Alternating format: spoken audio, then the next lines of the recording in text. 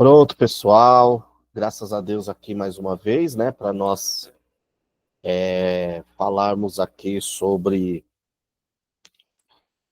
continuar, né, o nosso assunto que envolve o livro do Apocalipse.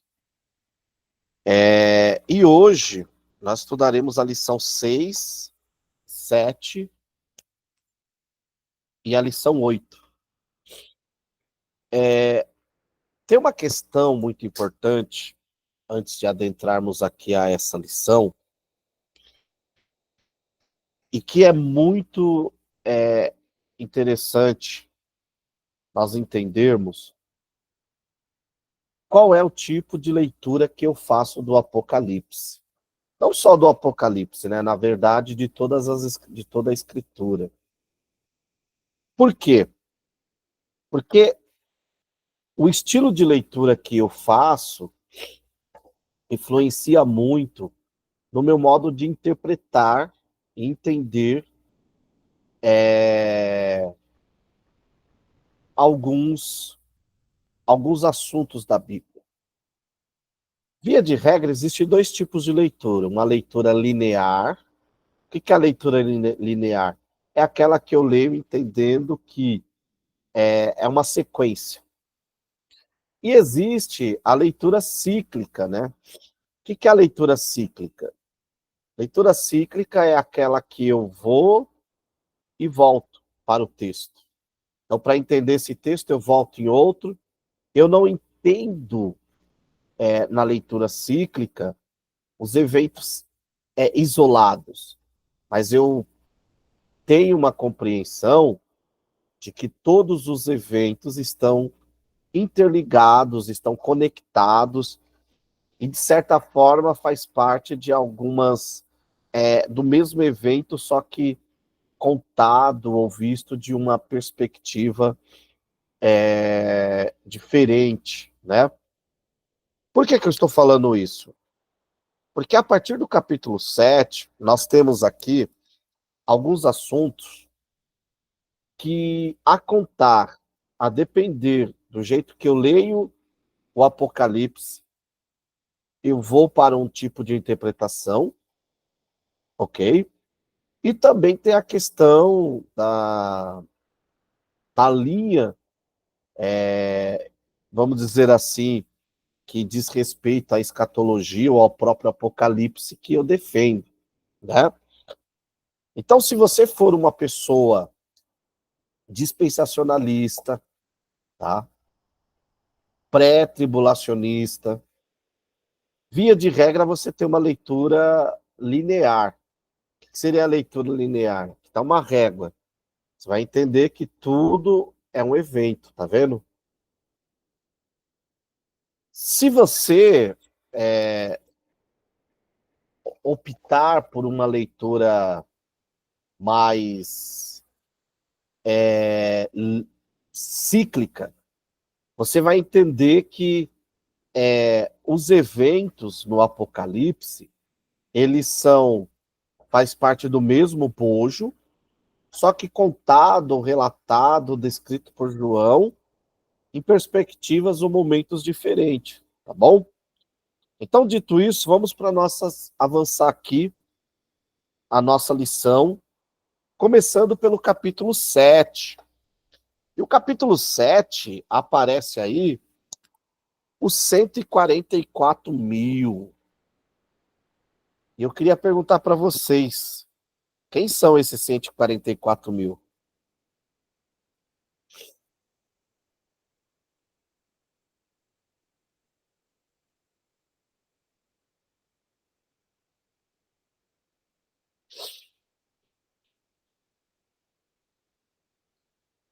Os 144 mil, quem são?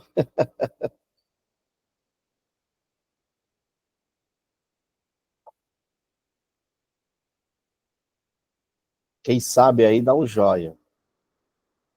Quem não sabe, põe o dedinho para baixo.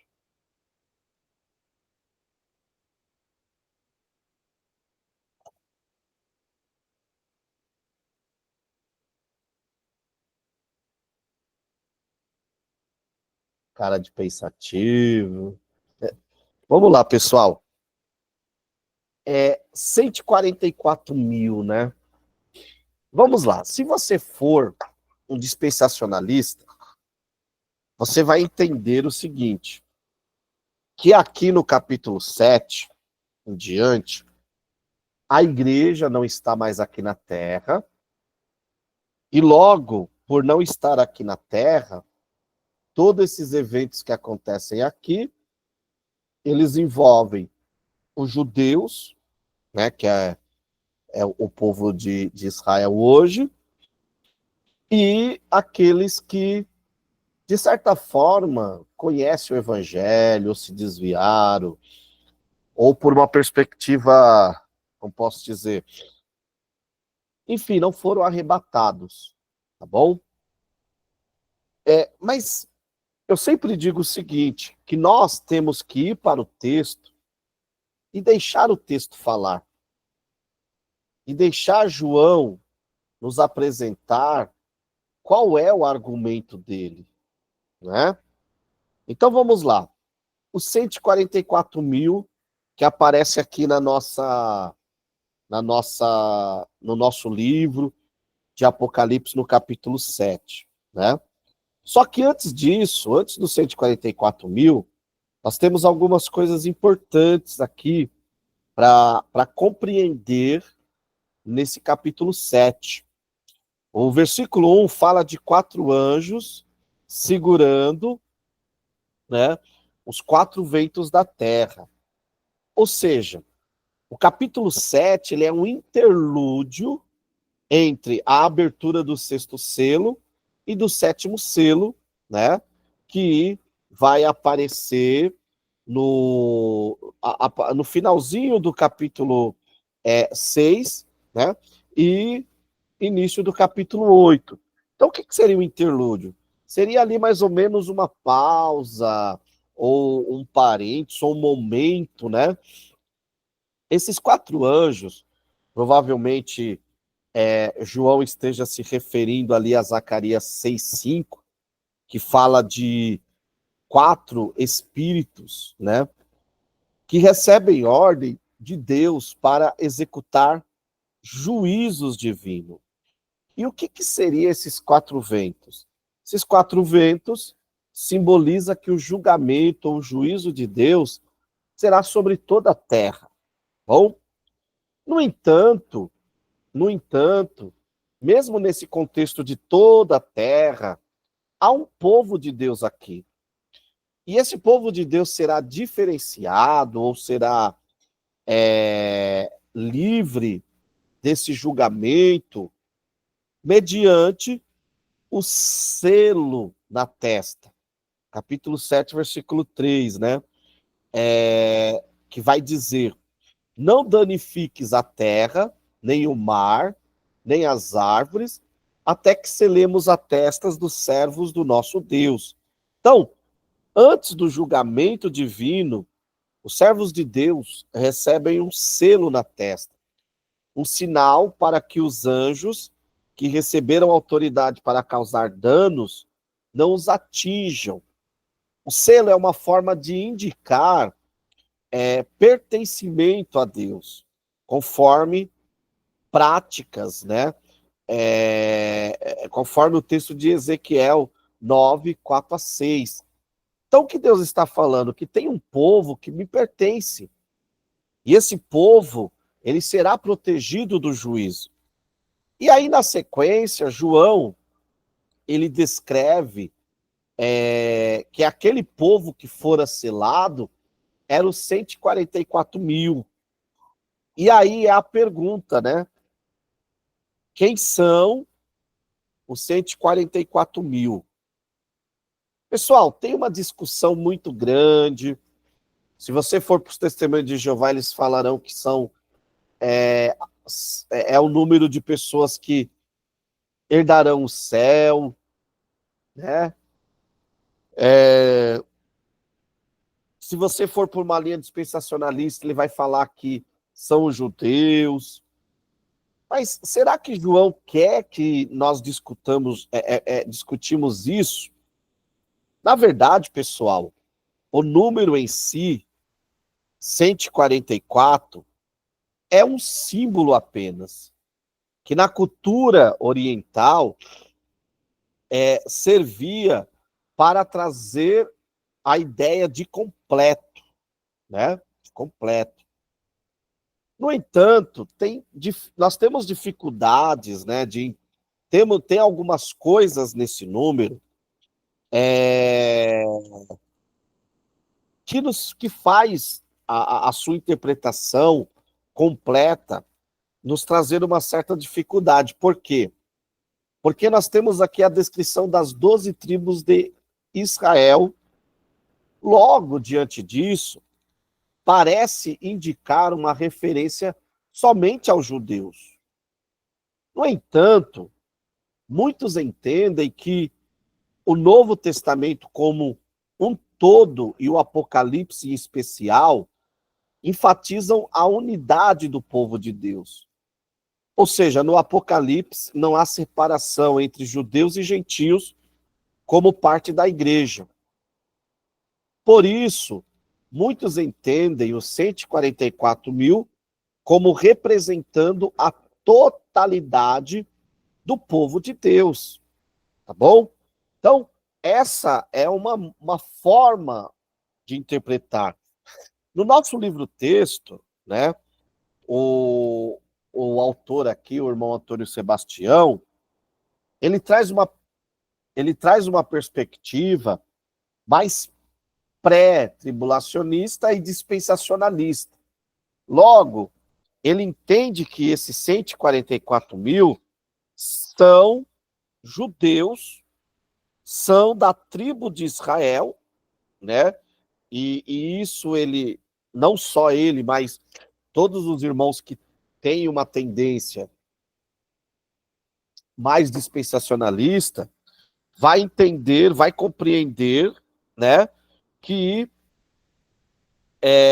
esses 144 mil são judeus que, na tribulação, serão guardados e, além disso, eles pregarão um tipo de evangelho do reino, como testemunha todas as nações, né? Isso é o que eles dizem. O texto fala isso? Pessoal, o texto não nos traz essa visão, tá? O texto fala, sim, do povo de Deus sendo livre, mas eu forçar o texto a dizer para afirmar que são judeus e que eles, além de estarem aqui, além disso, também pregarão o tipo de um evangelho do reino, né?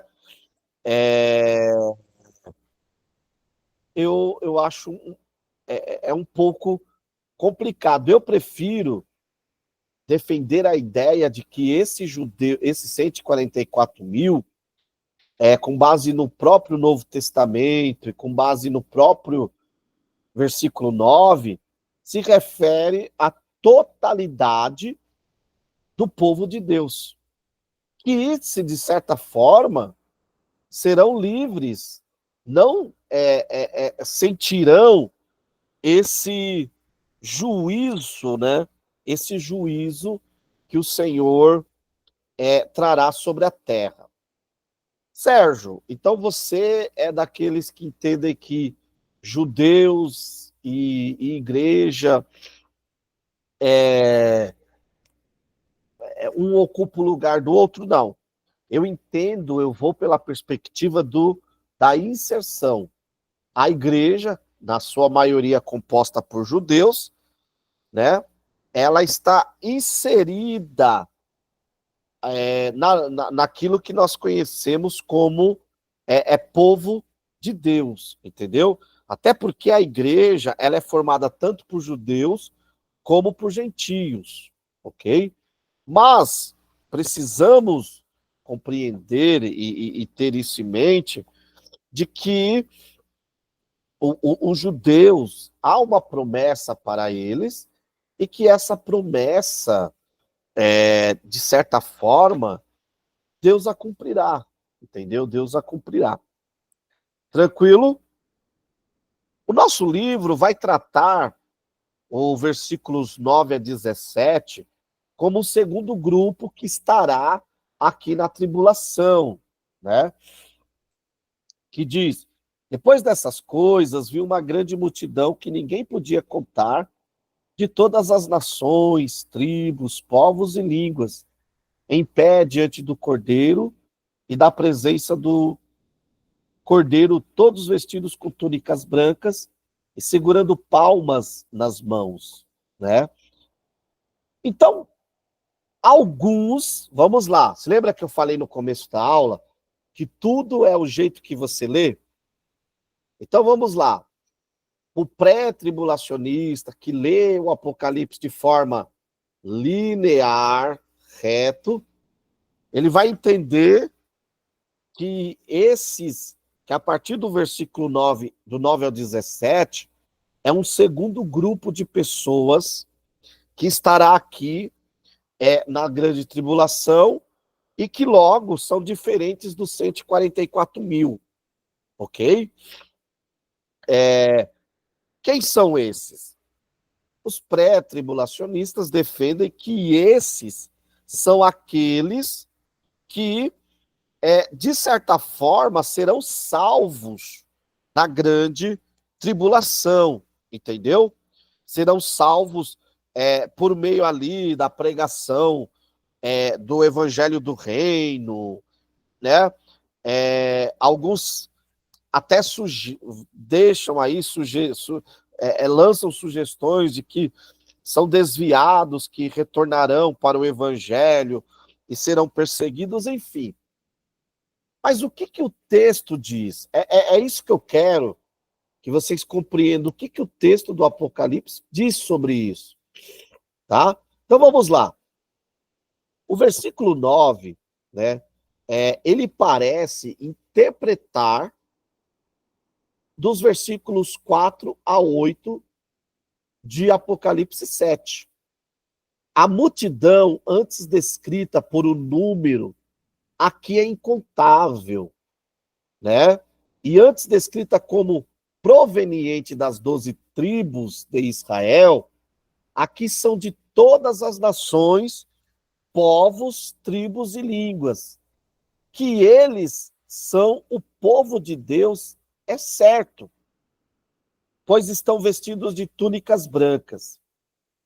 O segurar de palmas é uma referência a um tipo de encenação para a celebração da coroação ou início de um governo de um novo rei.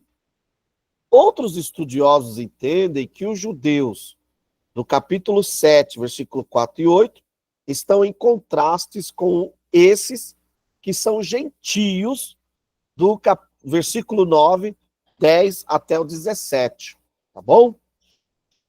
Então eu estou trazendo para vocês todas as duas visões, as três visões até. Por quê? Porque uma coisa é o que o sistema escatológico que você abraça diz, e outra coisa é o que o texto do Apocalipse, a leitura linear, né, cíclica, desculpa, e por ela mesmo nos mostra. Então, lendo o Apocalipse por ele mesmo, fica muito evidente que o versículos 9 e 10 seria João explicando, dando detalhes daqueles versículos 4 a 8, tá bom?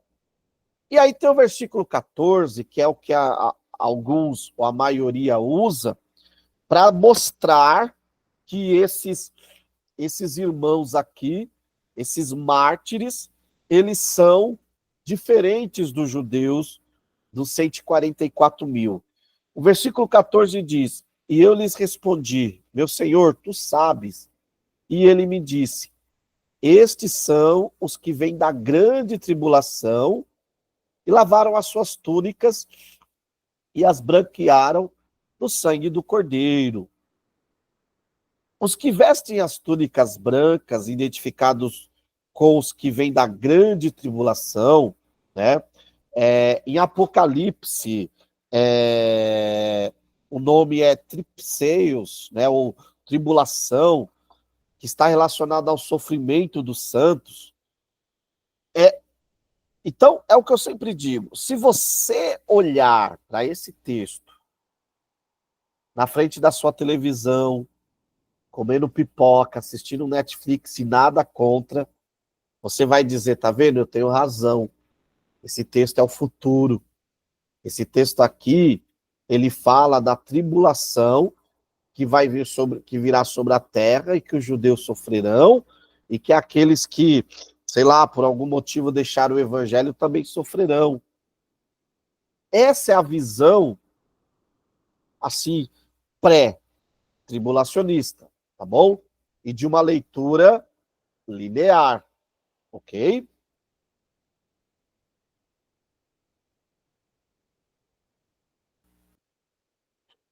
Mas, é o que eu sempre falo, quando você conversa com o irmão que está sendo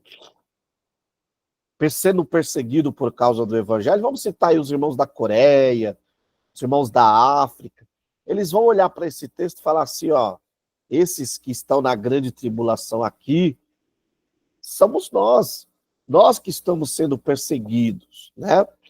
Então, assim, qual que é a ideia, e agora vem o que é a ideia do texto, o que que o texto ele quer dizer, né? O que que o texto fala-nos sobre isso?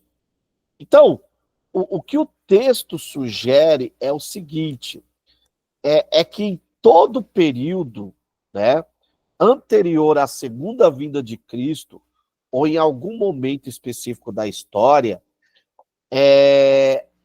o povo de Deus, a igreja, o verdadeiro servo de Deus, passa por sofrimentos. E esses sofrimentos, de alguma forma, eles estão associados à perseverança dos santos, e é muito interessante, por quê? Porque eles aparecem como tendo vestes brancas, túnicas brancas do sangue do Cordeiro, né?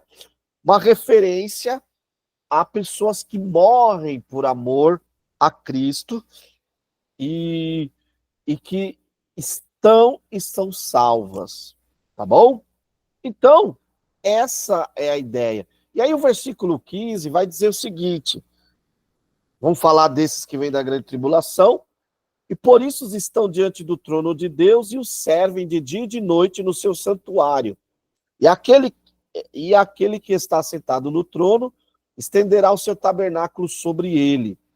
Este versículo, ele nos traz uma imagem concisa e precisa da realidade redimida. Os que tiveram seus pecados perdoados, né, estão diante do trono de Deus, ou seja, sua existência é debaixo do reinado de Deus. Eles o servem de dia e de noite no seu santuário. Mas o que é estar diante do trono? Significa submissão ao reinado de Deus. Implica adoração ao Senhor. Em oposição, vai abrir o texto de Apocalipse. Vai abrir uma sessão aqui, por quê? Porque é uma oposição ao que vem a seguir, que é um povo que adora a imagem da besta, né? Então é o seguinte, o que João está colocando? Que esse povo de Deus, esses que morrem porque são povo de Deus, ok? E morrem porque eles resolveram ser submissos à vontade de Deus. Eles preferiram, eles escolheram adorar a Deus. Então isso é muito maravilhoso. E qual que é a resposta de Deus a isso? A resposta de Deus aqui é estender o seu tabernáculo sobre eles. O que isso significa? Isso implica na própria habitação da presença gloriosa de Deus no meio do seu povo. Tanto a palavra grega, né, Shekinah, quanto o hebraico Shakam, né, ou Sakam, dizem respeito à presença de Deus no meio do povo. E essa é uma das maiores esperanças, meus irmãos, que nós temos e que o Apocalipse, como já falamos em outras aulas, diferente do que a maioria pensa, né? O Apocalipse ele é um livro de esperança, ele é um livro que nos mostra a vida eterna, que nos aponta para algo muito maior. Então, o Apocalipse não tem nem como proposta trazer terror ou causar espanto no cristão. Não, ele tem como proposta apontar a nossa salvação. Alguma pergunta? Podemos continuar?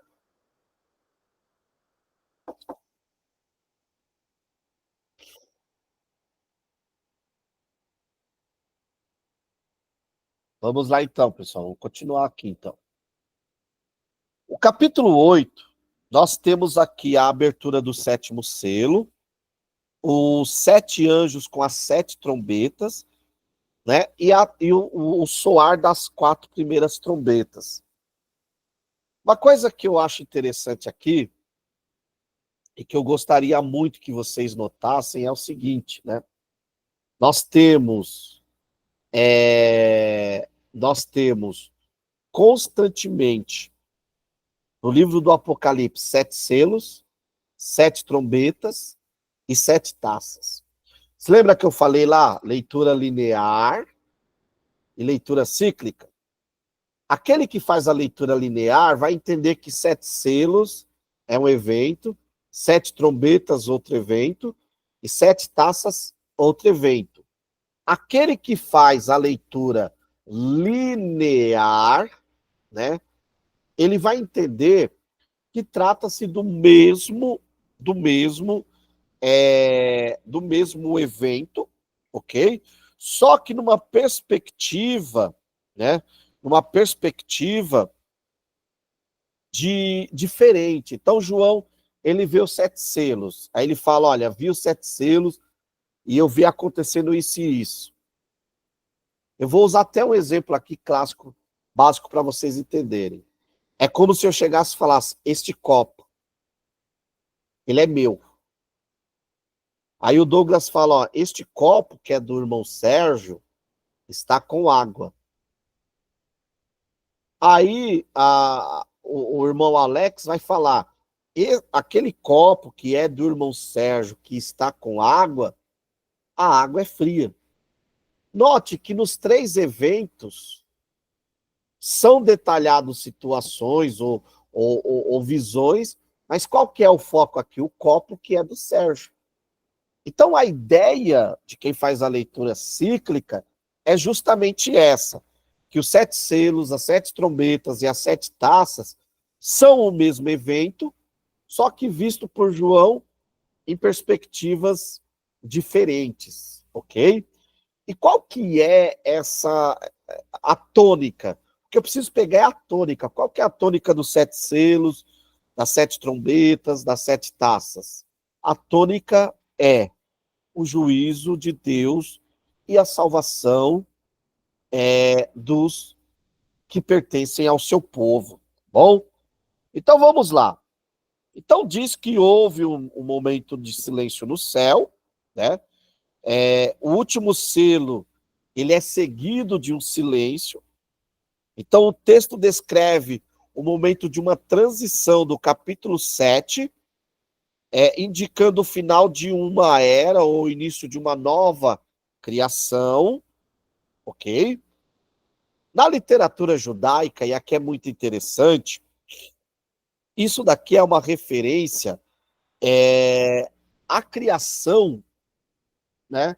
A criação a uma das suas características, que é a característica do tempo da criação do céu e da terra, e isso dentro da cultura judaica, ou seja, Então, nas escrituras, o silêncio acontece como que indicando a presença de Deus e o seu propósito de agir. Aí se lembra que eu falei nas aulas anteriores, para entender o Apocalipse preciso ir para o Antigo, leitura linear. Abacuque 2:20 fala isso, Zacarias 2:13 fala isso.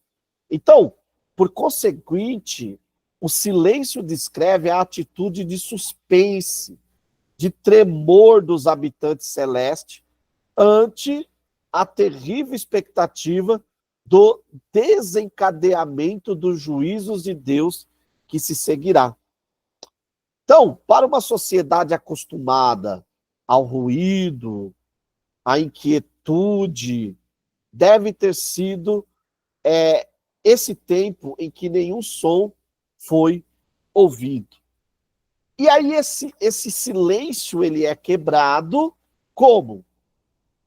No soar das 7 trombetas. Olha que paradoxo, né? Vocês estão entendendo que interessante? O Apocalipse, ele trabalha muito essa questão.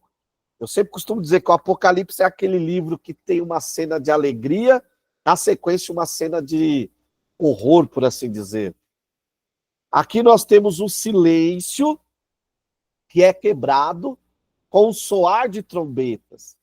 Mas qual a relação entre os 7 selos e as 7 trombetas e as 7 taças?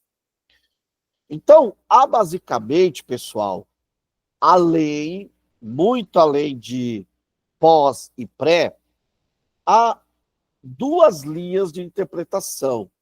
A linear, que é o que eu falei para vocês, que entende que aqui, ó, tá vendo? Isso é o linear. Eles vão entender o quê? Vão entender que a interpretação correta para o Apocalipse é seguir uma leitura de linha cronológica, entendendo que as 7 trombetas são acontecimentos diferentes dos 7 selos e que as 7 taças são diferentes das 7 trombetas e dos 7 selos, ok? A segunda linha de interpretação é a circular ou cíclica, né?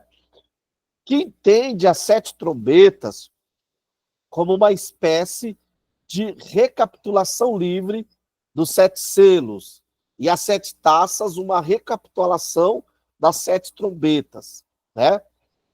O texto, ele não apresenta uma recapitulação exata, mas trata-se, sim, da descrição do mesmo juízo de Deus sobre a humanidade, vista numa perspectiva diferente. Então, essa é a leitura que o Apocalipse nos traz de si mesmo, tá? Mas, Sérgio, eu entendo o Apocalipse como uma leitura linear, entendo que cada um é um evento. Pessoal, eu não estou aqui para convencê-lo de esse ou aquele está correto. O nosso curso, por ser um curso básico, né? E no curso básico você lança mais fundamentos. Então, a minha proposta aqui é apresentar para vocês as diversas linhas, como que é pensado o Apocalipse, tá bom? Tranquilo até aqui? Alguma dúvida?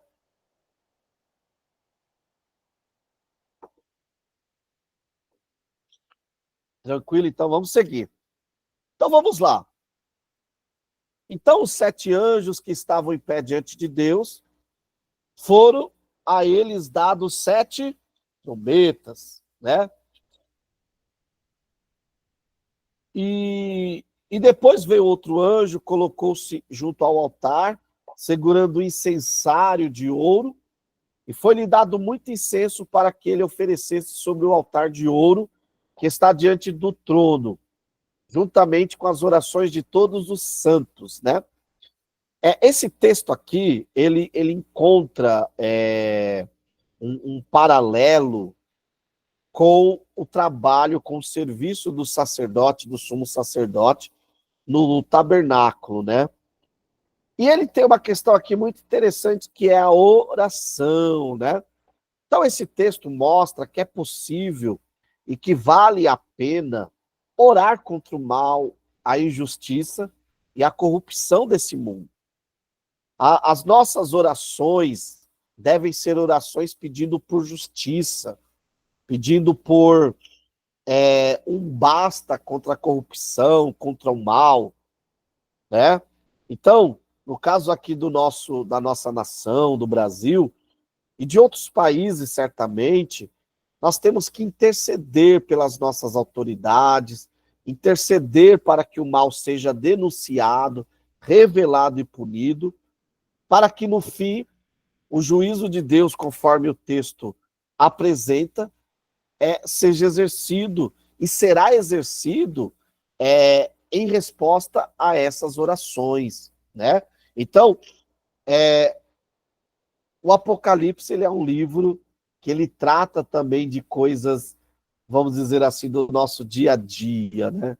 Então, ore sim pela nossa nação, ore pelo nosso povo, ore para que o Senhor venha trazer justiça, né? Aí, a partir do versículo 7, vai falando das trombetas, né? Então, o primeiro anjo, no versículo 7, capítulo 8 de Apocalipse, ele toca a trombeta. E aí é destruído um terço da vegetação, provocado por um fenômeno natural associado a granizo e fogo, né? Então, isso daqui é o juízo de Deus. O segundo anjo toca a trombeta e vai desencadear a contaminação de animais marinhos, do mar, a destruição dos peixes, né? Então, nós temos aqui, muito interessante, e assim, volto a dizer, para quem faz a leitura linear, deve estar escutando essa aula e pensando, olha, isso vai ser tudo na grande tribulação, como muitos de nós aqui crescemos escutando, né? Mas o que o texto do Apocalipse, ele quer nos falar com base nisso, né? Então, ao ferir as águas do mar e trazer destruição, morte, né? Trazer chama, trazer fogo, o monte em chamas pode ser uma referência ao juízo de Deus, né? Contra a Babilônia, segundo Jeremias 21, 29, que é o símbolo do reino dos homens, que em Apocalipse simboliza o Império Romano. E há uma relação significativa, pois um terço dos navios é destruído. Não é conforme está no 8 e no 9. Ó. O segundo anjo tocou sua trombeta, foi lançado no mar algo como um grande monte em chamas, e um terço do mar transformou-se em sangue. Um terço das criaturas do mar morreu, também foi destruído um terço dos navios. Tem uma coisa interessante aqui, não sei se vocês perceberam, mas tanto nos 7 selos, como nas 7 trombetas e nas 7 taças, a figura que João usa é sempre das 10 pragas. Claro, ele vai acrescentar Sofonias, Joel, mas a base, o pano de fundo, são sempre as 10 pragas que levaram o juízo de Deus para o Egito, né? E vamos lá. E qual que é a relação significativa de um terço dos navios sendo destruído? Possivelmente, João está fazendo uma referência ao comércio romano, muito dependente do transporte marítimo, né? Algo que virá à tona no capítulo 18 de Apocalipse, que estudaremos na próxima aula, tá bom? O terceiro anjo, versículo 10, ele toca a sua trombeta e há uma contaminação dos rios e das águas doces, deixando a situação mais grave, né? Mais grave. O quarto anjo, ele toca a sua trombeta e é direcionada aos corpos celestes uma estrela chamada absinto, né? Os corpos celestes que têm removido 1/3 de sua capacidade de iluminar, trazendo aí uma escuridão. Mais uma vez, aqui nós vemos referência a Isaías 13:10, Amós 8:9, Joel 2:10, Sofonias 1:15. Então, João não está trazendo a sua mensagem de juízo numa perspectiva que ele inventou. Não, ele está trazendo aqui essas ideias de um eclipse total, de água contaminada e de muitas outras coisas, a partir de uma perspectiva ali do que o Antigo Testamento descreve sobre o juízo de Deus. Bom, o versículo 13 tem é como se fosse um anúncio, uma pausa, para mostrar o resultado dessas pragas, né? E diz assim, ó, e olhei e ouvi uma águia voando pelo meio do céu, e dizia em voz alta, ai, ai dos que habitam na terra, por causa dos toques das trombetas dos 3 anjos que ainda vão tocar, né? É muito interessante que a palavra para águia aqui é aetoi, que também pode significar abutre, né? Assim é traduzido em outros textos. Então, o anúncio das 3 últimas trombetas é feito por meio de 3 ais. Na linguagem profética, o ai traz a ideia do julgamento de Deus, conforme Isaías capítulo 5, versículo 8 a 11, Jeremias capítulo 4, versículo 13, e Ezequiel capítulo 16, versículo 23. E o alvo do juízo divino é os que habitam na terra. Essa expressão, ela é muito usada no Apocalipse e ela sempre se refere aos incrédulos que insistem em sua rebeldia contra Deus. Então, Apocalipse 9:4 afirma que esse juízo não deverá atingir o povo de Deus. Por quê? Porque é um juízo para os ímpios, para os incrédulos. Alguma pergunta?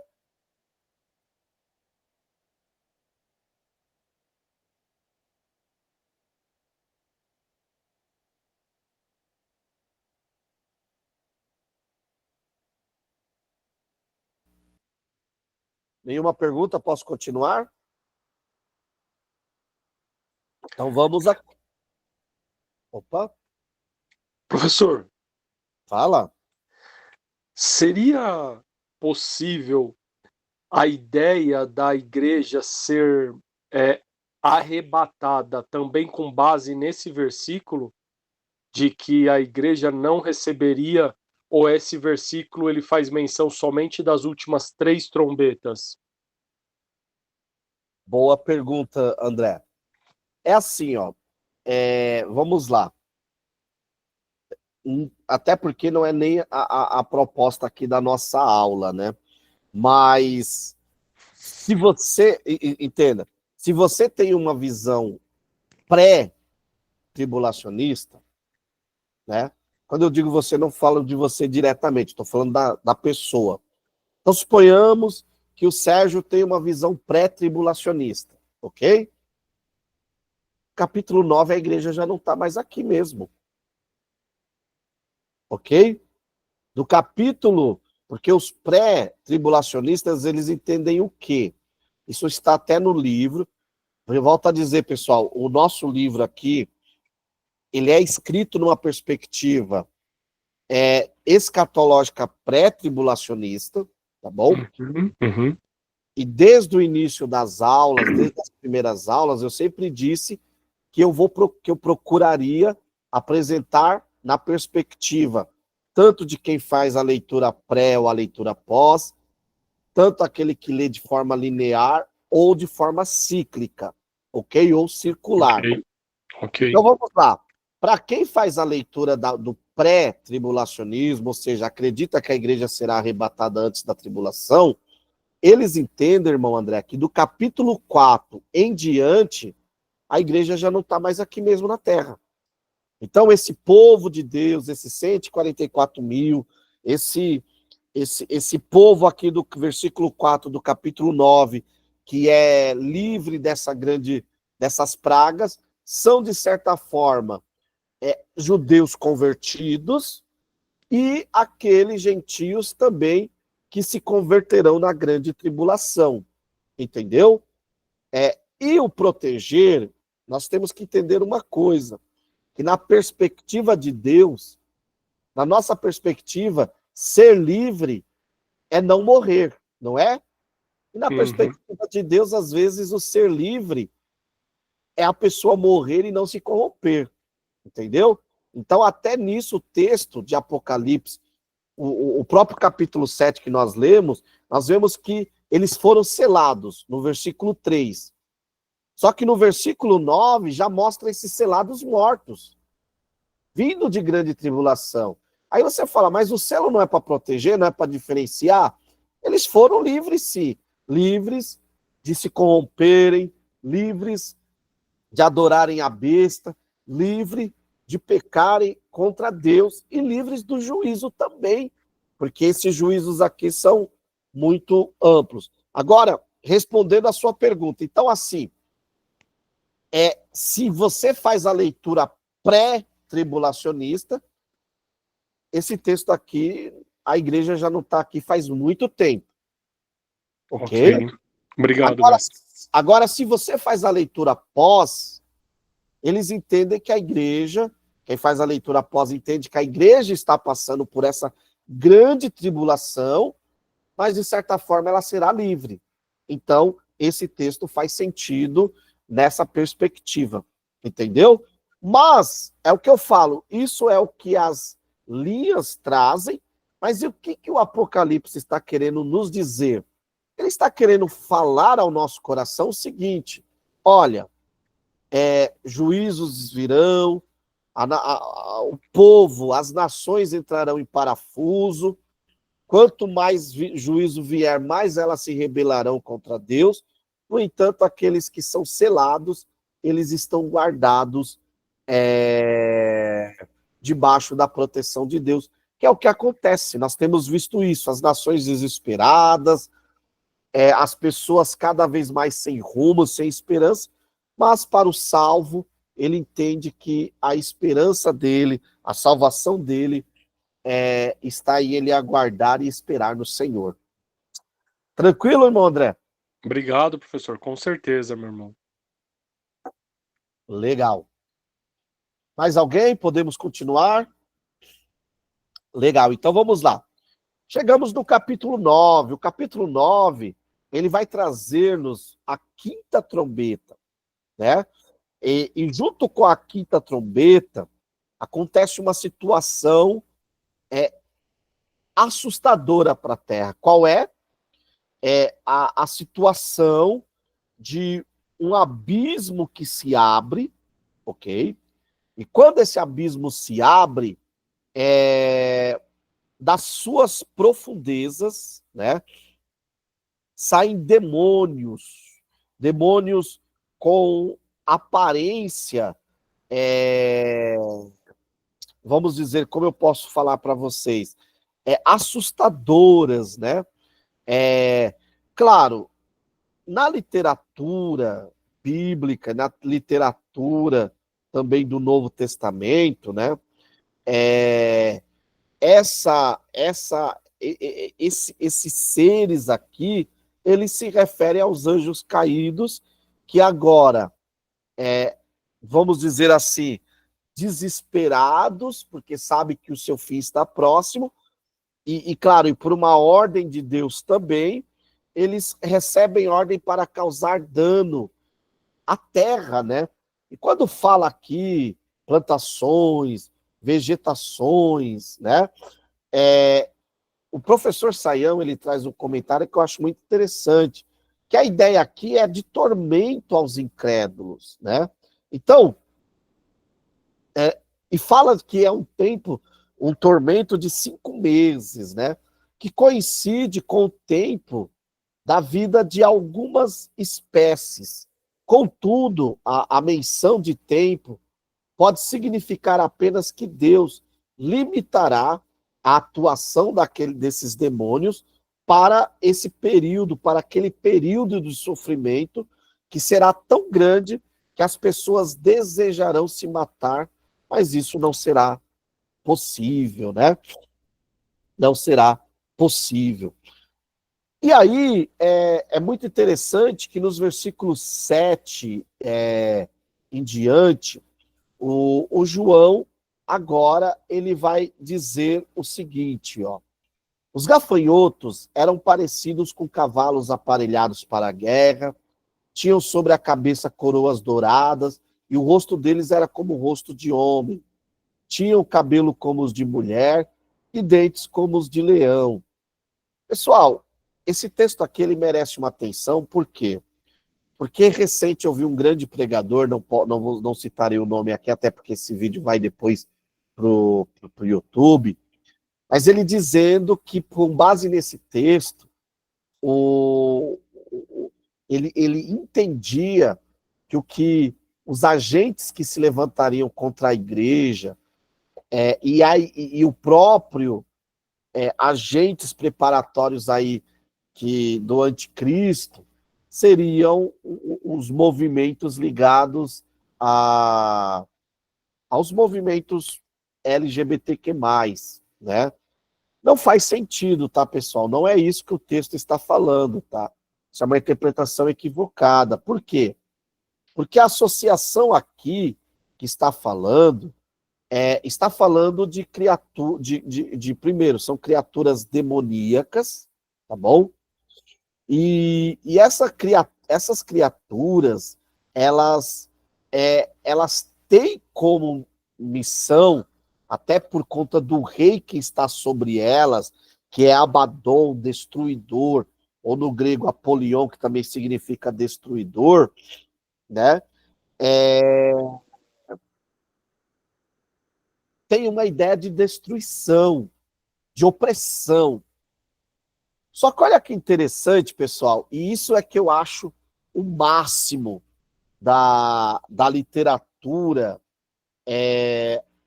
do livro do Apocalipse, né? Por quê?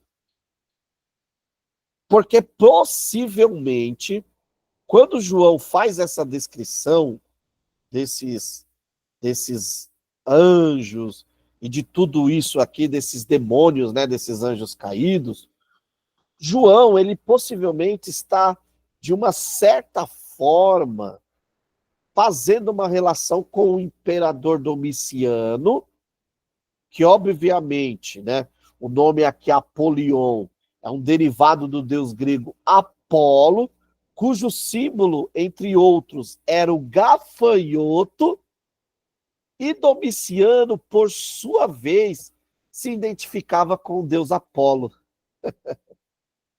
Tá vendo a importância de você estudar o Apocalipse pelo próprio Apocalipse? Então, qual que é a ideia aqui? A ideia, assim, é, mais uma vez, de João, traçar uma relação entre o mal e o poder político enfatizado ali na figura de Roma. Para João, Roma é a causa de todos os problemas. Por quê? Porque Roma simboliza a Babilônia, simboliza o sistema, Roma simboliza a tirania, a opressão, a injustiça, e Roma vem promovendo, né? Vem promovendo destruição em toda a terra. Só que olha que interessante que nesse aspecto, João entende Roma como aquele momento que Roma está vivendo e tudo que ela faz, João entende como sendo realizado por forças demoníacas, exercendo o seu poder, a sua influência no poder político. Tranquilo? Né? Tranquilo, então vamos lá. O sexto anjo, ele vai tocar a sua trombeta, e de acordo com Apocalipse 8, 3 e 6, esse altar de ouro é o mesmo lugar onde o anjo ofereceu as orações dos santos como incenso a Deus.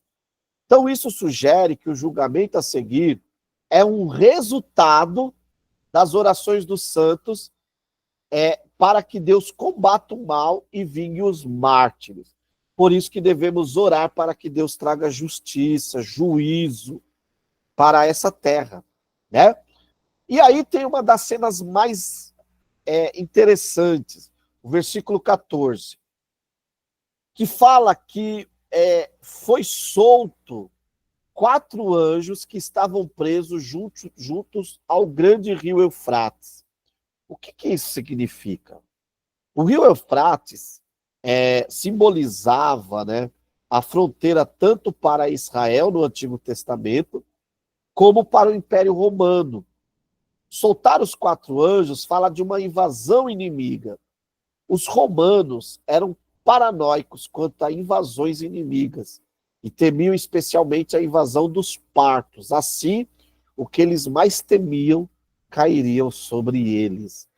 Isso da perspectiva de João. João está vendo, ele fala, opa, Deus vai trazer aquilo que Roma mais teme. Na perspectiva profética, pessoal, o juízo que está para vir sobre essa terra e sobre os homens incrédulos é aquilo que eles mais temem também, entendeu? Então, aquilo que mais lhe traz temor, lhe traz medo, é o que o Senhor fará sobre eles, é o que o Senhor trará sobre eles, tá bom? Tranquilo? Pessoal, alguma pergunta? Podemos continuar?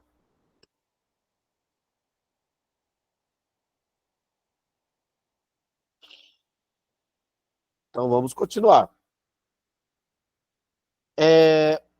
Os versículos 15, 16 a 19, dando continuação, né, ou continuando essa ideia de invasão, de queda de Roma, de juízo sobre Roma, vai falar de cavaleiros, vai falar de uma série de situações que cai sobre Roma como juízo de Deus.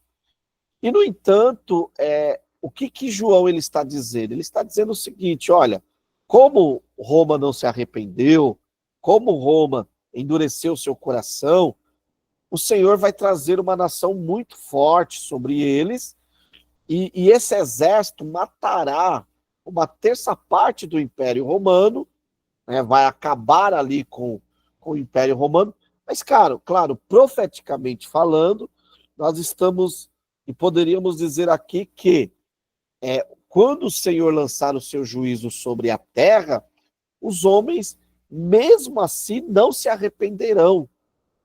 Aquela, quanto mais juízo, mais murmurarão contra Deus. Quanto mais murmurarão contra Deus, mais pecarão. Quanto mais pecarão, mais juízo de Deus. Entendeu? Agora, chegamos aqui no capítulo 10.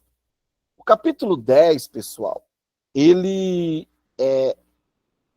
como eu posso dizer para vocês, ele também ele faz ali um interlúdio. Por quê? Porque daqui a pouco nós temos o capítulo 11 que vai tratar das 2 testemunhas. Mas o capítulo 10, ele é um interlúdio. Por quê? Qual que é a proposta de Deus em revelar isso para João, né? É o seguinte, como eu posso dizer para vocês, diante desse monte de juízos que está vindo, o povo, os cristãos, ao lerem, podiam olhar e dizer assim, tá, mas e aí? E nós? O que será de nós? E aí, o versículo 1 do capítulo 10 diz assim, ó, Então vi um anjo forte que descia do céu, vestido de uma nuvem, por cima de sua cabeça estava um arco-íris. Seu rosto era como o sol e seus pés como coluna de fogo. Oxe, que descrição de anjo mais estranha, né? Mas o que isso quer dizer? Então vamos lá. Esse anjo que aparece aqui, apesar da sua descrição ser semelhante àquela feita sobre Cristo, em Apocalipse 1, 12 e 16, esse anjo não é Cristo, ok? Ponto. Então, se você escutar alguém falando, olha, esse anjo que desce aqui é Cristo. Não, não, não. Não é Cristo, tá? A sua descrição, na verdade, ela traz à tona, em especial, o aspecto da proteção de Deus sobre o seu povo. Por quê? Nós temos aqui o arco-íris, símbolo da aliança com Noé, que aponta para a promessa de não destruir a terra. A nuvem e a coluna de fogo, que aparecem também na descrição desse anjo, remete ao Êxodo capítulo 13, 21, e diz respeito à presença divina protegendo o povo na sua caminhada. O que isso quer dizer, meus irmãos? Deus prometendo livramento para o seu povo nesse cenário de caos que está se instalando. Ok? Volto a dizer, se você tem uma leitura pré, você vai entender que esse povo que está precisando de proteção são os judeus, são as pessoas convertidas durante a grande tribulação. Agora, claro, se você for um pós, você vai entender que é Deus prometendo aqui proteger a igreja, tá? Mas, e qual é a leitura do Apocalipse de João, o Apocalipse pelo Apocalipse, sem a ideia de pré e pós? É o seguinte, diante de todos esses juízos que está vindo sobre essa sociedade ímpia, você, povo de Deus, servo de Deus, pode ficar em paz. Por quê?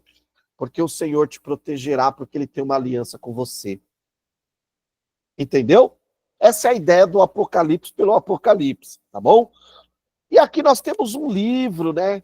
O que é esse livro? Esse livro, ele é aquele livro que fala, esse livrinho aberto, ele está associado ao desenrolar da história, né? Está associado ao desenrolar da história. E aponta para algo muito interessante, que é o quê? Né? Que a história está nas mãos de Deus. Isso também para nós é outro consolo. Qual que é? Olha, por mais que as coisas pareçam loucas, por mais que as coisas pareçam fora de lugar, a história está nas mãos de Deus e Deus está cuidando dela. Fiquem em paz, fiquem tranquilos, tá bom? Não precisa se desesperar. E aí tem uma cena, no versículos 9 a 11, onde João é convidado a pegar e a comer, né, esse livro, esse livrinho, fazendo uma alusão a Ezequiel 2, 9, 3 e 3, tornando e dando aqui, pode anotar aí, um aspecto profético para o livro do Apocalipse. Se alguém duvida que o livro do Apocalipse é profético, esse versículo é a base, é o texto. Claro que João, lá no início, já fala a profecia dessa palavra, mas aqui é Deus chamando e comparando, de certa forma, o ministério de João aos dos profetas do Antigo Testamento. No sentido do quê? De visões, de coisas extraordinárias, né? Só que, no entanto, aqui o mais interessante é que o livro contendo o desenrolar da história, de acordo com o propósito final de Deus para a criação, que antes se encontrava selado na mão direita de Deus, agora aberto será comido por João. Que ideia mais louca! A ideia é a da participação dos santos, representados por João, no cumprimento dos propósitos de Deus. Tal participação é tanto amarga quanto doce, assim como a experiência de João. Meus irmãos, como que nós participamos no propósito de Deus no desenrolar da história? Pregando o evangelho.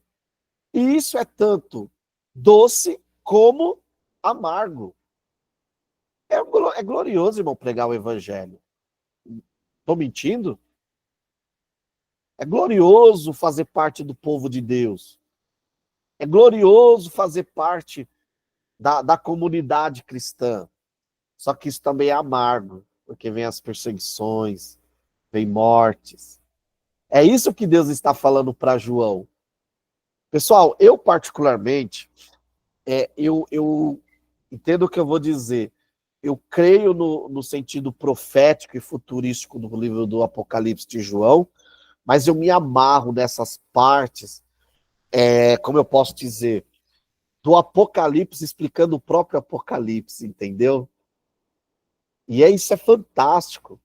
Por isso que eu me olho assim e falo, Jesus, todos nós aqui dessa sala temos essa missão gloriosa de participar do desenrolar desse plano de salvação.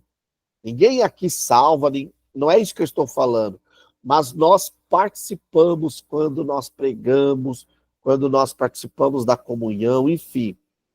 Só que isso é uma experiência doce e amarga. Não é? Chegamos no capítulo 11. E aí eu queria perguntar para vocês, quem são essas duas testemunhas?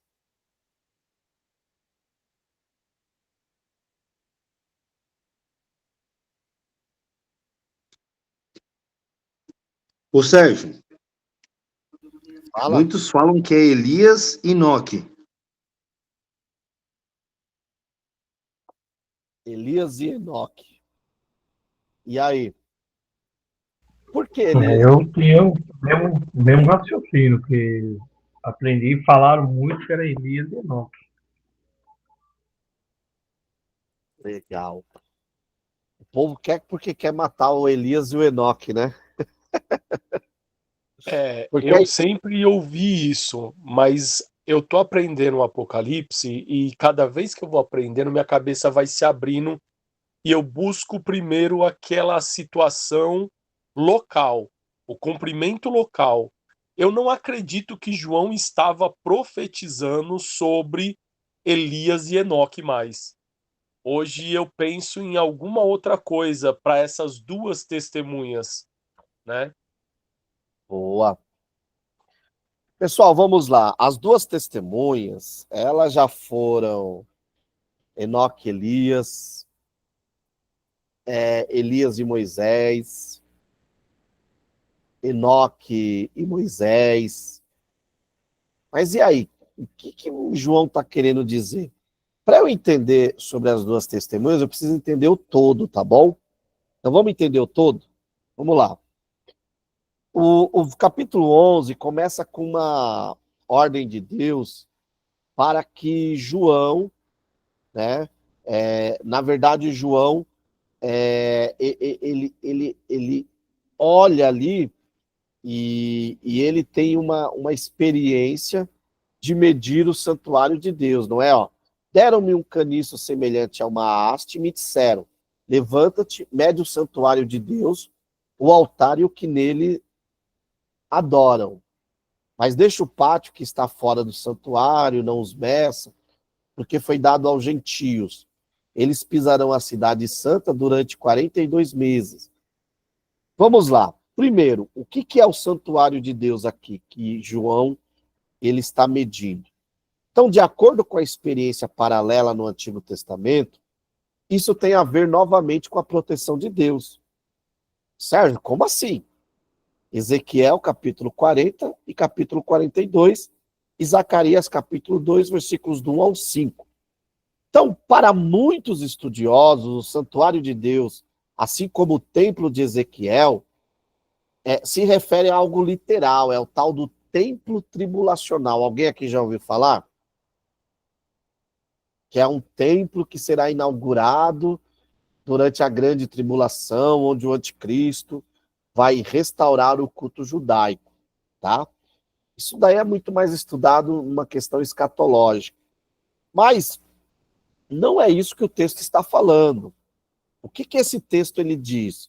Então, teólogos como Saião e muitos outros, eles defendem a ideia que assim como o templo de Ezequiel se refere ao povo de Deus, e no meio desse povo Deus habita, então a ideia aqui é o seguinte, é de Deus habitando no meio do seu povo, tá bom? E aí tem algumas questões, né? Foi dado aos gentios. Então, todo o versículo 2, ele fala da perseguição em relação ao Império Romano, e principalmente o Império Romano em relação ao povo de Deus. Então, por quê? Porque o pisar a cidade santa é uma linguagem de guerra, de conquista, conforme Daniel capítulo 8, versículo 9 e 10, ou mesmo em Lucas capítulo 21, versículo 24. E esses 42 meses servem de referência para o tempo que antecede o cumprimento dos propósitos finais de Deus, conforme Daniel capítulo 7, versículo 25, capítulo 9, versículo 27, capítulo 12, versículo 7, 11 e 12. Então, muito possivelmente, se mantém a ideia de que aqui é uma referência ao povo de Deus enfrentando a parte amarga do livro. Então, o capítulo 11 ele é uma continuação do capítulo 10. João, quando come, é doce e amargo. E qual que é a parte amarga agora? Essas perseguições, né? Então, o versículo 3 fala, concederei as minhas 2 testemunhas que profetizem durante 1260 dias vestidas de pano de saco. A parte amarga do livro é substituída pela parte doce, pois Deus concederá que as testemunhas profetizem com poder para matar os que lhes desejam causar dano. E aqui tem uma referência a 1260 dias, que também diz respeito ao momento que antecede o cumprimento final do propósito de Deus, né? Conforme nós vemos no capítulo 10, versículo 11, tá bom? Mas também há um tipo de atitude, um estilo de vida profético, expresso no vestir panos de saco. E quem são as 2 testemunhas? Essas 2 testemunhas, versículo 4 vai responder. São as 2 oliveiras e os 2 candelabros que estão diante do Senhor da terra. Essa visão das 2 testemunhas está baseada em Zacarias capítulo 4, versículos 2 a 6. Ali, o candelabro é o templo, e as 2 oliveiras são Josué, o sumo sacerdote, e Zorobabel, o governador. E em capítulo 11, versículo 6, as características das 2 testemunhas, por mais que remetam a Elias, que profetizou que não chovesse, e a Moisés, que tornou a água em sangue, né? E esse último, no caso Moisés, é muito importante, até mesmo por ter aparecido na transfiguração de Jesus. No entanto, o texto não sugere que sejam nem Moisés nem Elias. Só está falando do poder semelhante. Então, com todas essas informações, é possível interpretar as 2 testemunhas como representantes do ministério de toda a igreja. Então, mesmo que sejam 2 indivíduos, ainda assim eles são representantes da igreja que é perseguida, mas que mesmo em meio à perseguição, prega o evangelho, prega a mensagem de salvação de forma poderosa. E por quê? Porque no versículo 7 vai aparecer uma figura, e aí vocês vão entender daqui a pouco, tá? Vai aparecer uma figura que ela é emblemática, a figura da besta. Ó, quando concluírem seu testemunho, a besta que surge do abismo as atacará, vencerá e matará. Então, o personagem aparece aqui pela primeira vez. No entanto, a referência ao abismo revela que é um ser demoníaco ou influenciado por demônio. A imagem da besta certamente está relacionada com Daniel 7. Ali, as bestas representam os poderes políticos que causaram grandes danos ao povo de Deus. É possível que João também tenha em mente aspectos políticos aqui, uma vez que essa ideia permeia o Apocalipse. A origem demoníaca da besta não exclui seu aspecto histórico e político. O poder da besta sobre as duas testemunhas só é dado após a conclusão da missão delas, revelando a soberania de Deus mesmo sobre as bestas. Então aqui, para João, a ideia das duas testemunhas é a igreja representada pelo seu povo pregando o evangelho. E essa besta, ela recebe de Deus autoridade para matar, de certa forma vencer, ok? E isso é interessante por quê? Porque nós vemos aqui no versículo 8, e aqui tem um aspecto histórico e teológico profundo, que o corpo das duas testemunhas ficou estendido na praça da grande cidade, espiritualmente chamada Sodoma e Egito, onde também seu Senhor foi crucificado. Vamos lá? Então, na cultura hebraica, é uma grande humilhação não ter o corpo enterrado. A grande cidade aqui é Jerusalém, onde Cristo foi crucificado. Então, o título Sodoma e Egito mostra a degradação espiritual da cidade. Sodoma simboliza imoralidade e Egito a opressão do povo de Deus. A culpa pela humilhação das testemunhas recai sobre as pessoas de todas as nações que se recusaram a enterrá-las e celebram a morte delas. Isso está falando o quê? Isso está falando do ultraje que a igreja enfrenta.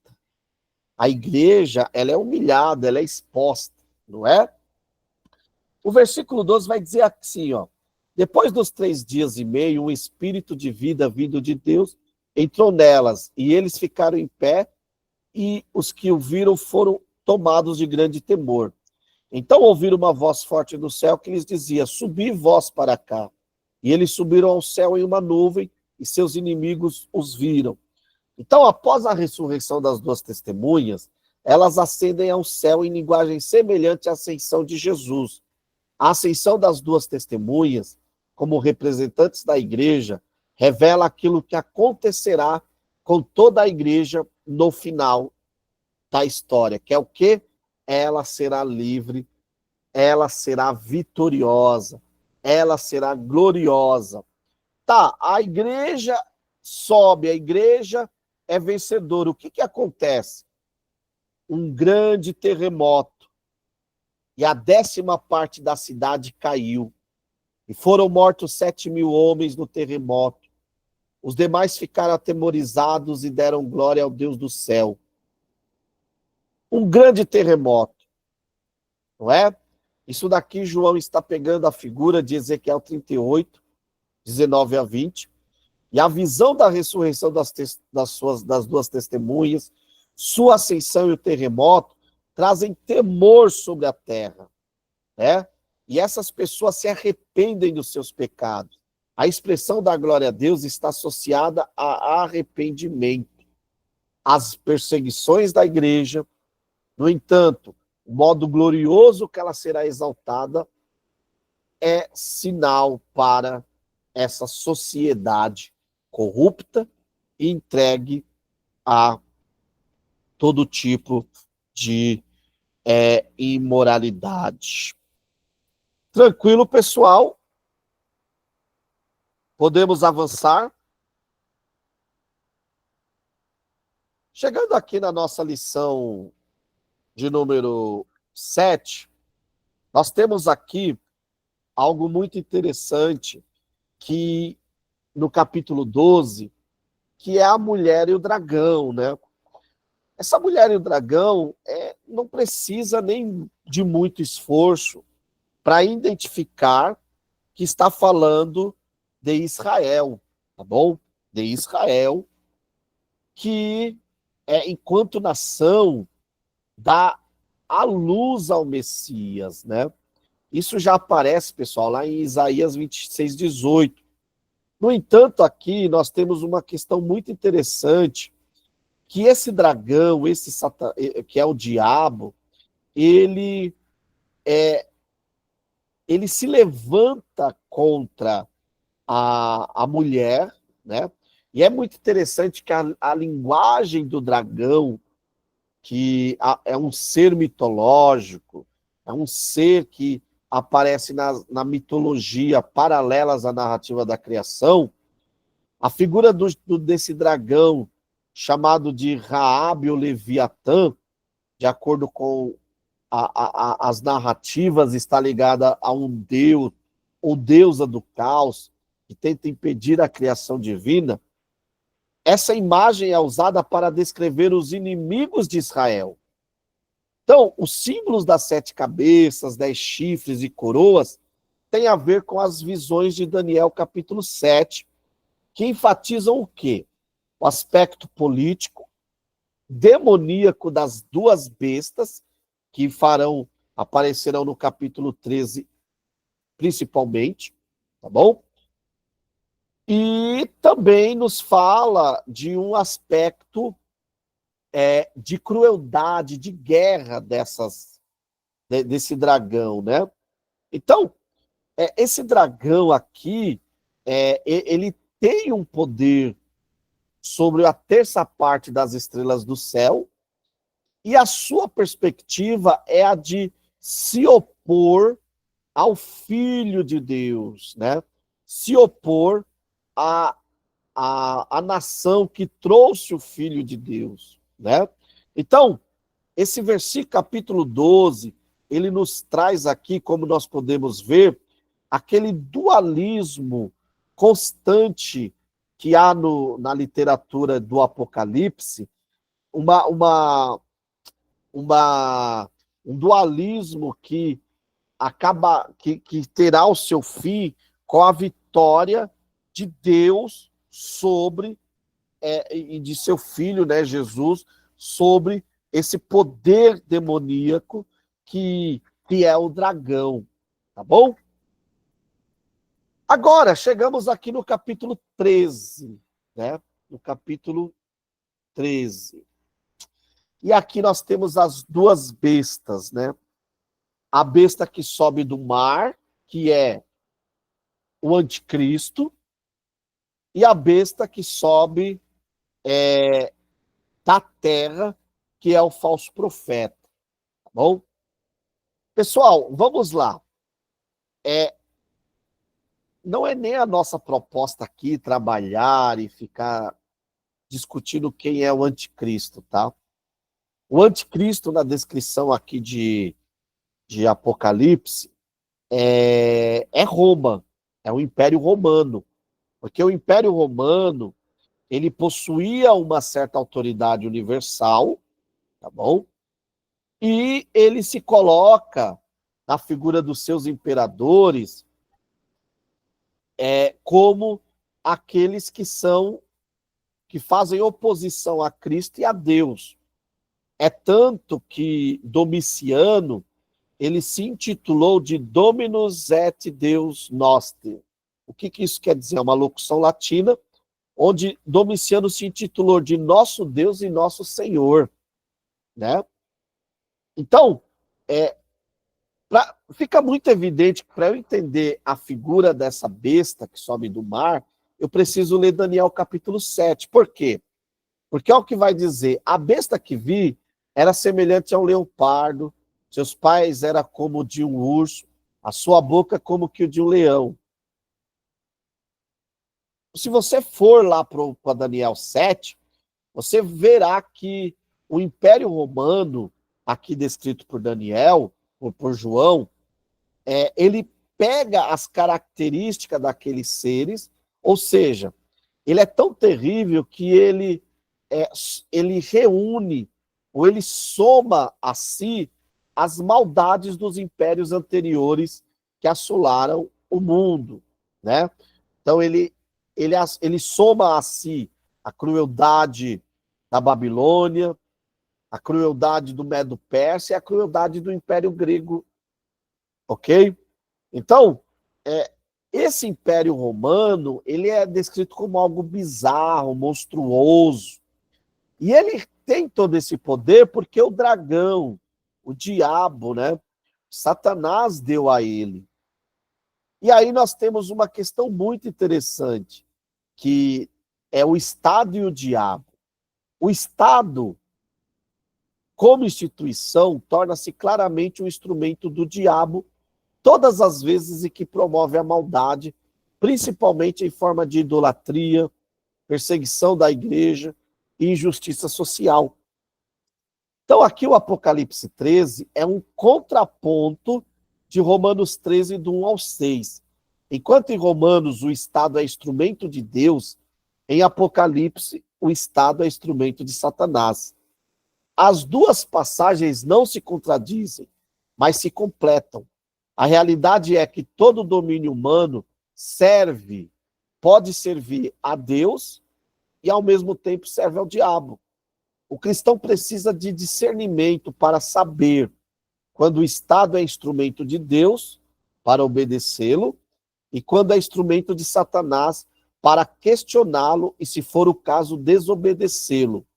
Um exemplo de desobediência civil aprovada por Deus foi a recusa das parteiras do Egito de matar os meninos recém-nascidos.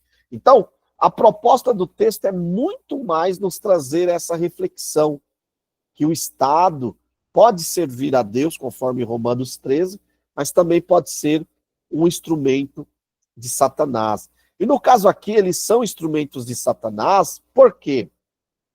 Porque eles estão perseguindo o povo de Deus. E aí, o versículos 3 a 8 tem uma coisa muito interessante, né? Que fala que uma das cabeças foi ferida de morte, né? E então toda a terra se maravilhou como essa besta foi curada e tal. É muito interessante que esse ministério da besta, historicamente, alguns interpretam como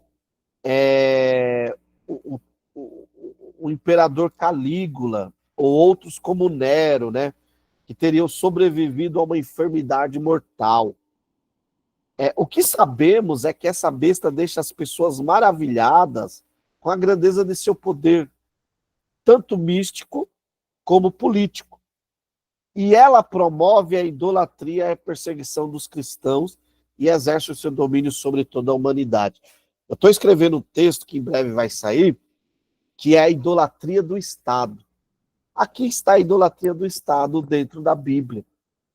Como cristão, não podemos idolatrar o Estado. Por quê?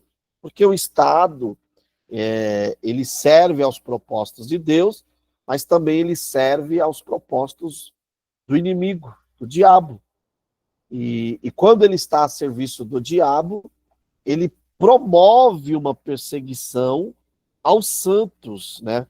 Tanto que fala aqui de levar para o cativeiro. Versículo 10, né? Fala de alguém perseguido, de alguém sendo morto. Por isso que Roma é sempre, como eu posso dizer, comparada à Babilônia, porque Roma também leva os crentes, os cristãos ao cativeiro. E aí a outra besta, que é o falso profeta.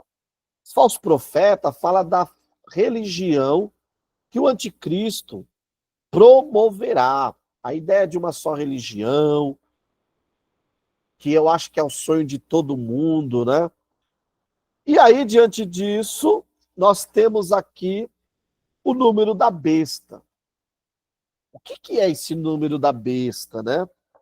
Esse número da besta, alguns podem colocar como sendo, né, o código de barras.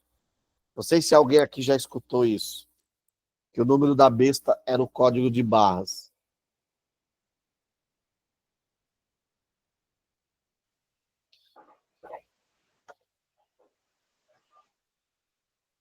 A maioria, né? Pessoal, é o seguinte, essa ideia de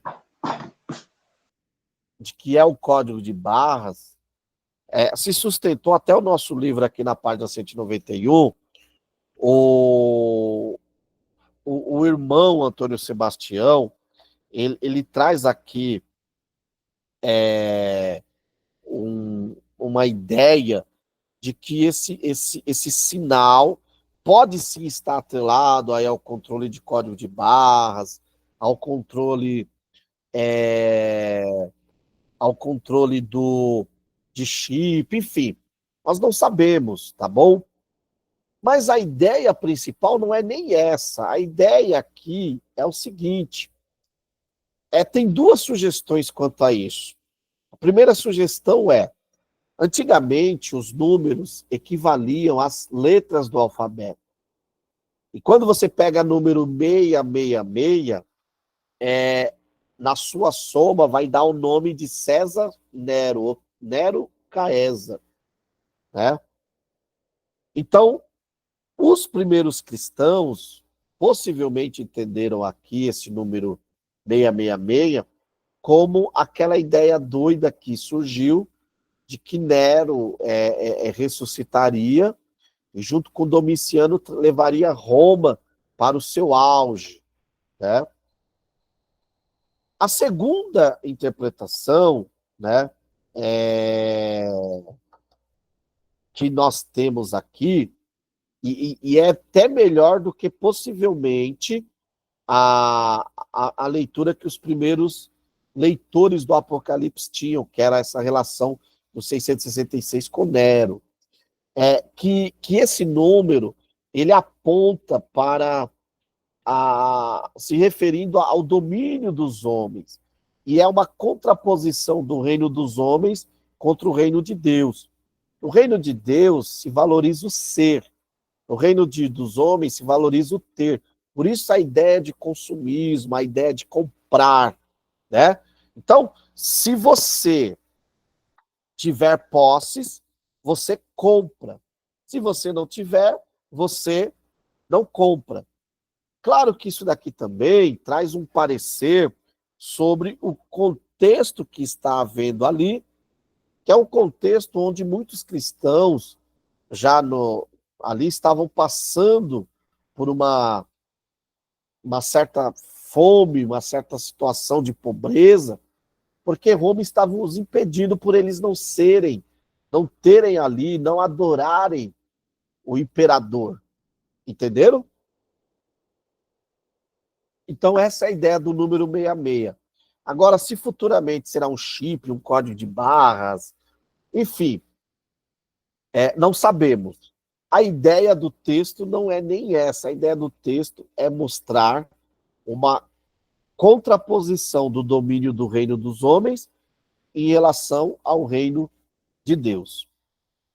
E aí chegamos no capítulo 14, onde, se lembra que eu falei da leitura cíclica? A leitura cíclica, ela faz mais sentido nesse aspecto. Por quê?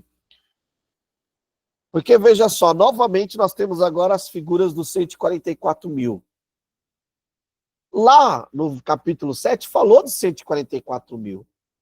Mas, novamente, aqui se retoma. Por quê? Porque agora vai dar mais detalhes de quem são esses 144 mil que, se você tiver uma visão pré, você vai entender que são judeus, né? ou pessoas que se convertem na grande tribulação. Se você tem uma visão pós, você vai entender que é a totalidade do povo de Deus, tá bom? E na visão da própria leitura do Apocalipse, aqui está fazendo, como eu posso dizer, trazendo mais detalhes de quem são esses 144 mil que aparecem ali no capítulo 7. E traz alguns detalhes interessantes, falam que eles são virgens, que eles nunca mentiram. O que isso quer dizer? Quer dizer que só vai ter posição privilegiada no céu os virgens, aqueles que não são casados ou não se deitaram com mulher? Quem é casado não vai ter esse direito? Será que é isso? Não. A ideia aqui é uma ideia de contaminação por imoralidade, né? Por relacionamento sexual ilícito. Porque o adultério era visto no período bíblico como uma idolatria, né? Então está trazendo aqui mais detalhes de quem são esses. Porque esses 144 mil, eles morrem justamente porque eles se opõem à besta, que é o anticristo, tá bom? E aí, mais uma vez, se você tem a leitura pré, você já vai entender que nós estamos chegando aqui ao final da grande tribulação. Por quê?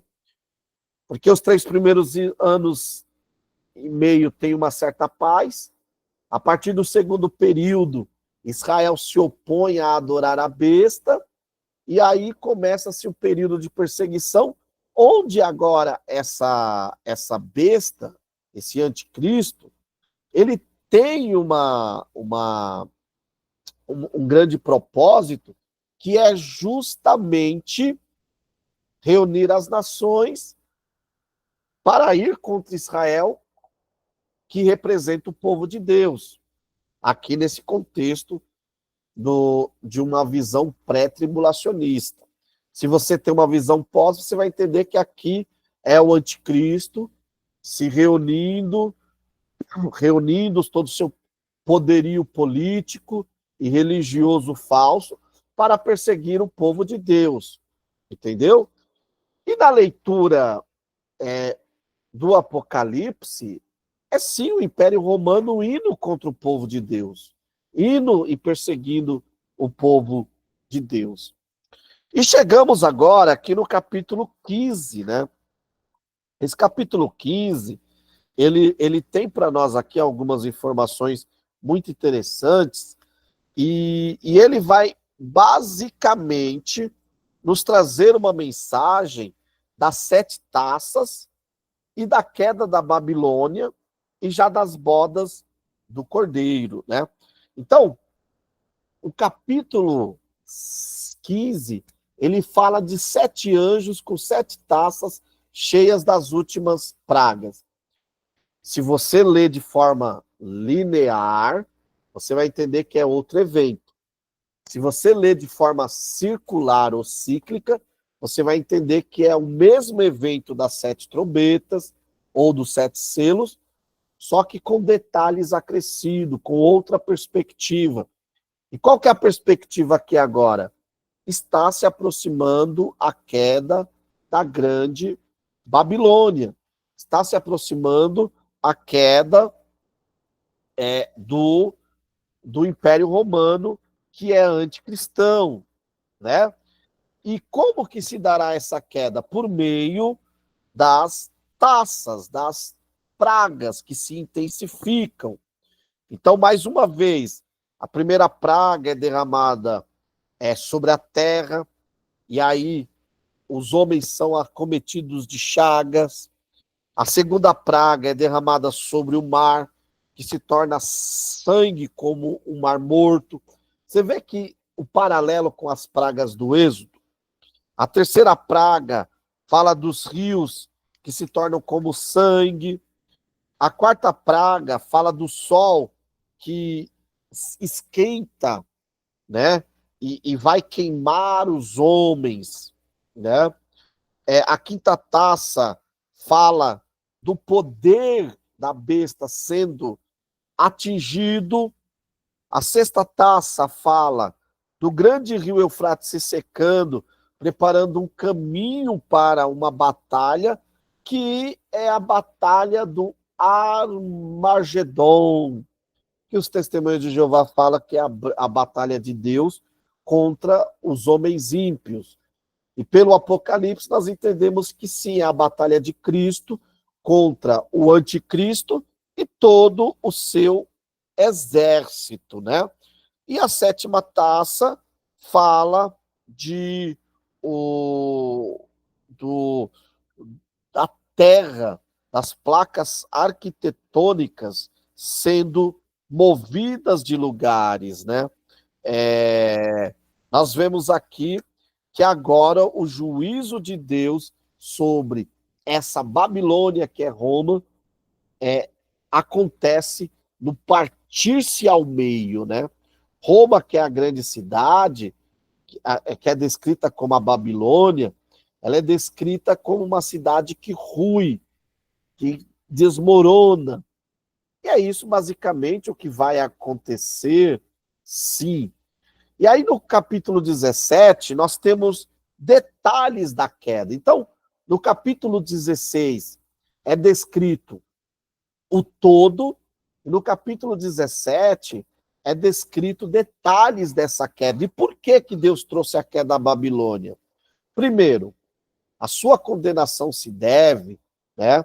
É como se a visão tivesse um zoom. Primeiro porque a Babilônia, ela está embriagada, ela está como uma prostituta embriagada. Isso indica o quê? Indica a relação de poder. Quem tem mais, pode mais. Ok? A grande Babilônia também ela é descrita como alguém que está extravagante, com roupas de luxo. E aqui, pessoal, nós temos uma questão muito interessante, que é a questão do consumismo em relação aos problemas sociais que nós temos hoje, né? Nós vemos aí, por exemplo, pessoas. Outro dia eu e a Lígia estávamos andando no shopping e ela viu um sapato, foi um sapato, né, Lígia? R$ 1.000, R$ 2.000, sei lá. Gente, tem quem pague. E aí você fala, mas tudo bem, ela tem dinheiro, ela compra. Mas dentro da perspectiva do Apocalipse, isso daí é um problema social de consumismo. Esse sapato de 2.000, ele é incabável, ele é interminável, ele não gasta, não sei qual é a lógica, sinceramente, né? Sinceramente não sabemos. Mas a verdade é, o capítulo 17 vai tratar o porquê que ela foi destruída. O capítulo 18, e já indo aqui para o final da nossa aula, ele vai trazer-nos novamente mais um porquê, mais um, vamos dizer assim, ele vai nos falar sobre a festa que há com a queda da Babilônia, né? Então, os moradores da terra se regozijam, os moradores da terra cantam. Isso daqui, com certeza, está falando devido ao seu luxo excessivo, né? Devido tudo que Roma fez, o jeito que comprou, né? Tudo isso daqui, o jeito que ela escravizou pessoas, tudo isso daqui é motivo de cântico, de alegria. Pessoal, para finalizar essa aula, todo, todo, todo o império que ele é tirano, quando ele cai, há regozijo. E note que o regozijo vai tanto na terra como no céu, no capítulo 19. E aqui, claro, tem-se uma referência aqui já ao retorno de Cristo de forma visível e as bodas do Cordeiro, né, que é um evento, um momento muito aguardado por todos os salvos na pessoa de Cristo Jesus. Para concluir essa aula, o que eu quero dizer, irmãos? Vale a pena ser perseguido, vale a pena ser rejeitado. Por quê? Porque nós temos a certeza de que um dia nós seremos recompensados. Amém?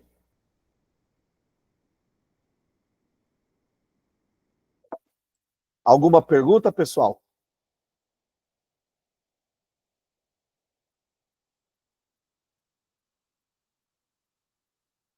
Nenhuma? Tá certo. Então vamos abrir a câmera para tirar aquela fotinho.